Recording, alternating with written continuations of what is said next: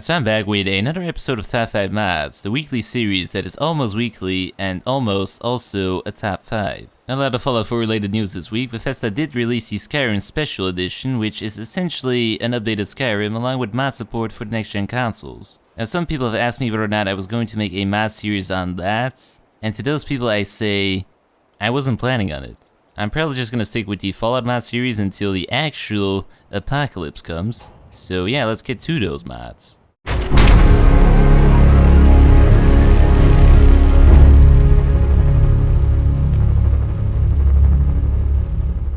So I didn't quite like my stealth suits from last week. It also did not provide formidable app protection. And it's kinda broke when all those bottle caps blew up in my face. So I wanted some new armor, and I decided to go with Wasteland Operator, Multicam, and A-TACS Railroad Armor Assault Gas Mask Army Helmet Travel Backpack. AKA that one mod with a title that is way too goddamn long. So this mod retextures the Railroad Armored Coat and the Assault Gas Mask with some beautiful camo textures. Now the vanilla Railroad Coat along with the Assault Gas Mask is a pretty cool looking combo. It's got nice and thick armored plating as well as leather on your arms. Unfortunately, it does not have shin protection, so you're extra vulnerable there. Also, I noticed this bird was special. Anyways, the Railroad does not have any fashion sense, so the vanilla outfit is kinda boring with the brown color. So this mod brings over 4 camo retextures you can choose from. Multicam, Multicam Black, A-TACS AU, and A-TACS FG. I kinda wanted to go with the beautiful black Multicam variant, because undoubtedly black is the most tactical color, but I decided to go with the plain Multicam variant to fit in with the fall season, even though it's more or less winter right now. But I never said the show had to make any sense. To actually get your hands on this outfit though, you're gonna have to eliminate a railroad operator, but they are quite difficult to track down, so instead you're gonna have to set up a trap.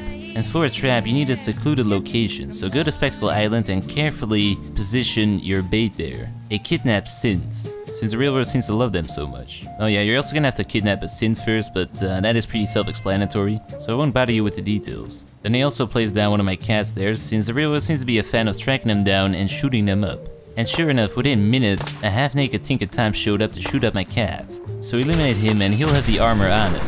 I'm not sure why he wasn't wearing it. Maybe he just enjoys the cold. He's always been an odd one. But aside from the coat and the gas mask, this mod also gives you options for retexturing the army helmets with the 4 camos, and finally, you can also retexture the backpack mod I showed off a long time ago with these beautiful camos. So overall, this mod adds in a nice amount of beautiful camo textures you can make use of. You will definitely increase your camo index. So yeah, last week all those bottle cap mines blew up in my face. I'm still coughing up tiny pieces of bottle cap every morning, but I think my hearing has finally come back. Which means it's rap time to ruin it again with some sound mods. So first up we've got Minigun Audio Overhaul at number 4. So as the name would indicate, this gives the minigun a new sound that sounds infinitely better.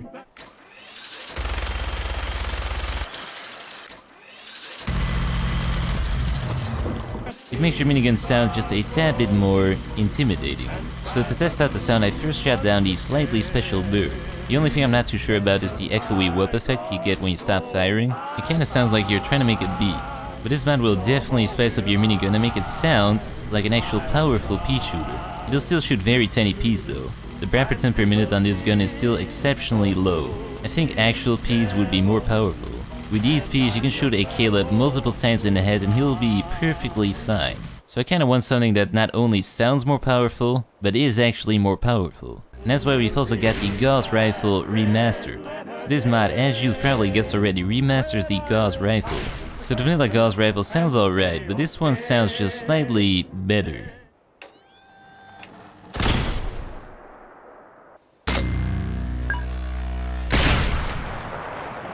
First of all, the charging sound is a lot more menacing. It sounds like you're actually building up some firepower. And it gives you a beep when it's fully charged, telling you you're ready to cause maximum destruction. And then the firing sounds, most importantly of all. This mod makes it sound like an actual energy weapon instead of just a plain old weapon.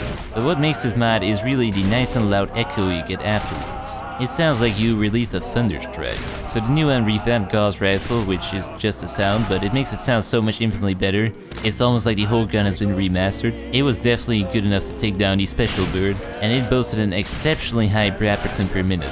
I didn't even have to charge it up all the way to make Bradperton heads explode. But if you want some mods to spice up your vanilla flavored guns, then these are 2 mods that might sound good to you. Next up we've got the Laser RCW and Energy Submachine Gun from Fallout New Vegas, from scratch. And this mod brings over the Laser RCW all the way from the Mojave to Boston. So the Laser RCW, or rapid capacitor weapon, is more or less a miniature laser minigun, with some Tommy gun housing, meaning compared to most laser weaponry it actually looks pretty appealing too. So to acquire this thing you'll first need a Tommy gun, then a laser gun, and exactly 49 fusion cells. Now this is a very delicate process. You first off have to flip off the entire pile and then throw down exactly one Nuka Cola grenade as a catalyst for the fusion reaction. Now if you do everything right you should see an RCW emerge from the flames. So this thing is pretty cool. It's got a nice and rapid fire rate, it does a decent amount of damage, and you can customize it a bit too. You can change the receiver, go for a short or long stock, put a red dot on top, or go for a suppressor. I'm not sure how a suppressor on a laser rifle works, but it works, somehow. Overall this gun looks okay, it looks a bit worn. The only downside is that the reload animation does not fit it. It's got the classic charging handle flaw, and at this point I've been spoiled with beautiful tactical reload animations. But aside from the non-fitting reload animation, it is a pretty cool gun. A true Chicago laser pointer. But the day is truly not complete without a shotgun, so we've also got the Widow shotgun. So this is a customizable double-barrel sawn-off shotgun with some beautiful engravings on top. To get your hands on this thing, you simply follow the provided map. So you go to Concord and start right in front of the museum where you first met Preston. I should have taken care of that situation right then and there. But anyway, smack the first raider in the head with your buttstock and then walk past the Pulowski Preservation Shelter. Jump over the blue car and enter the hidden cellar. In there you'll find a spooky Halloween site, and you'll also find the Widow shotgun right next to some skeletons. So this is a pretty cool looking double barrel shotgun, but aside from looking cool, you can also pimp this thing out. There's 9 total receivers you can add for some additional damage. You can go for a short or a long stock, you can attach a suppressor, you can change the zoom level, but most importantly, you can decide which type of shell this thing fires. So you can go for birdshot, buckshot, flechette, and slugs, but also incendiary, high explosive, and medicine for rapid mid-combat healing. So I made myself one medic shotgun and one suppressed tactical HE shotgun. Surprisingly, the suppressor actually seemed to quiet down the explosions, and the non-suppressed sound is nice and beefy. Now the explosive rounds seem to kill the assembly of Tinker Toms quite easily. Yeah, I placed down some catnip, and instead of cats, I got a bunch of Tinker Toms. Unfortunately, the medicine rounds did not quite seem to resurrect the Tinker Toms I killed off. It also seemed to kill them instead of actually healing them. So I'm not quite sure if the medicine rounds actually work as they're supposed to. But overall, a nice, stylish, and beefy shotgun. But the week is not complete without a Soviet weapon, so this week at number 2 we've got the AK-74 Russian Assault Rifle. So this mod brings a good looking customizable AK-74 over straight from Russia. Now in order to get your hands on this thing you'll have to go to Libertalia, which is northeast of the Pridwin. Now once you're there you're gonna have to fight your way through all the raiders again, because they seem to have repopulated the area. Also be sure to dodge the mini nuke the guy on top fires at you, and you get the chance to try out your new highly explosive shotgun. Aside from being very effective at making heads explode, it's also a formidable light source. Once you're in the room on top, simply open a crate and you'll find a Spec Ops variant of the AK right there. Just perfect for taking care of the boss that was firing mini nukes at you. So this thing looks good, it's got nice and crisp textures, and it's also pretty customizable. You can slap a bunch of different receivers to it, you can change the barrel to that of an AK-105 or an RPK-74. You can add an RPK stock, a skeletonized stock, a polymer stock, or just a plain old regular wooden stock. You can attach a bunch of different big magazines. You can also attach a bunch of different Russian sights and scopes on top, like the PSO-1. And finally, if you're still not satisfied, you can also attach things to the barrel, like a bayonet or a suppressor. So I made myself one RPK variant with a PSO-1 scope on top, and I also pimped out my Spec Ops AK. Now this gun does fire 5.56, meaning it's not incredibly powerful, but it more than makes up for it by having a working reload animation. But after I stopped admiring the reload animation and the gun itself, and suddenly I noticed a bunch of kids showed up to avenge our leader. Then they all charged at me at the same time with their tiny pool cues. Fortunately, they mostly lit themselves on fire with their Molotov cocktails, but the AKs seemed to fend them off quite well. The Nuka grenade definitely helped too, but the AKs did most of the work. But I decided that things were getting a tiny bit too hairy on that roof for my liking, so I walked over the tiny kid bits and I went for a swan dive. That was a close one though. Well, now that we've got all the weapons and armor out of the way, it's time for a house mod. Maybe this week I'll finally find a red house for me. So at number 1 we've got DrakenVale Manor. So this mod adds in a pretty big house close to Diamond City. When you're at the city gate, head on south, and as soon as you see a gigantic rock that has emerged from the ground, you know you found the right place. So approach the entrance and go up the stairs. This will take you to the inside of the mountain, which has a beautiful waterfall.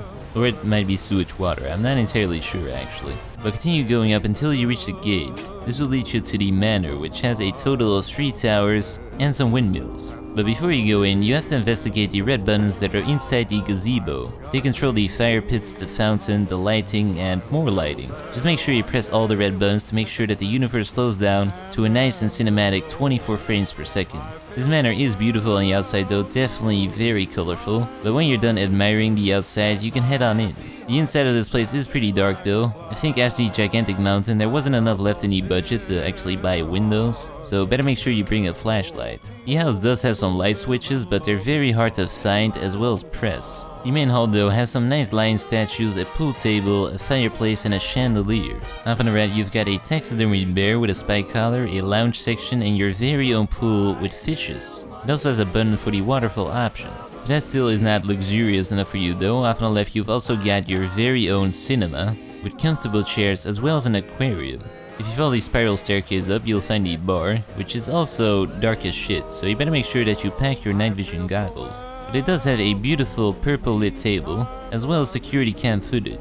The little kitchen at the back has food and alcoholic beverages, but in case you run out, there is a lot more in the pantry. Now once you've actually found the light switches and turned them on, this place looks pretty snazzy. Which is good, because the bar is definitely the most important part of the house. If you continue along though, you'll walk past an elevator into the bedroom and office area.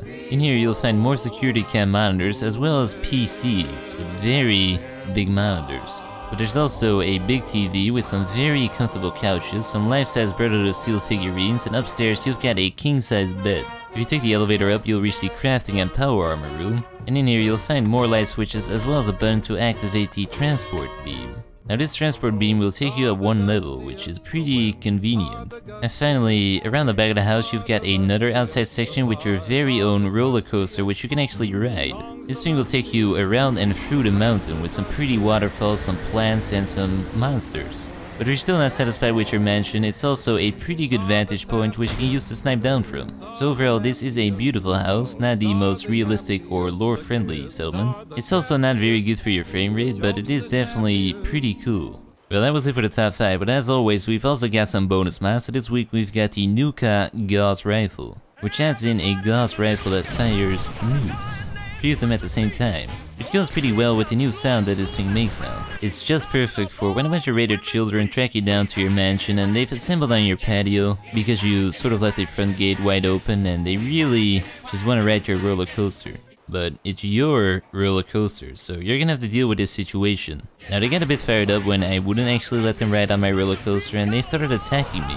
So I was forced to defend myself by blowing them up just ever so slightly.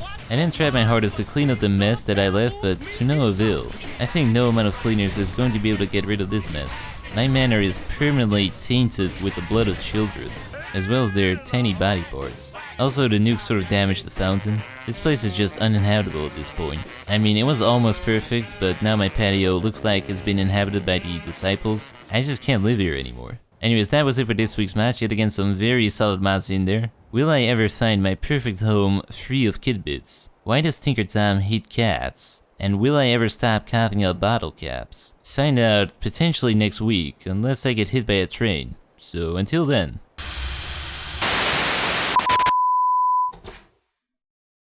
So yeah, I don't really have a lot to talk about here. You know, last week I said I might not make this episode because I might be busy. I'm still busy though, but I decided to be very productive and actually make this episode. I'm still very busy learning about object-oriented programming, but I sort of got the Java down at this point, I do think. Although it's going to be a computer midterm where I have to write an entire program pretty much in 3 hours, so I might get just ever so slightly annoying.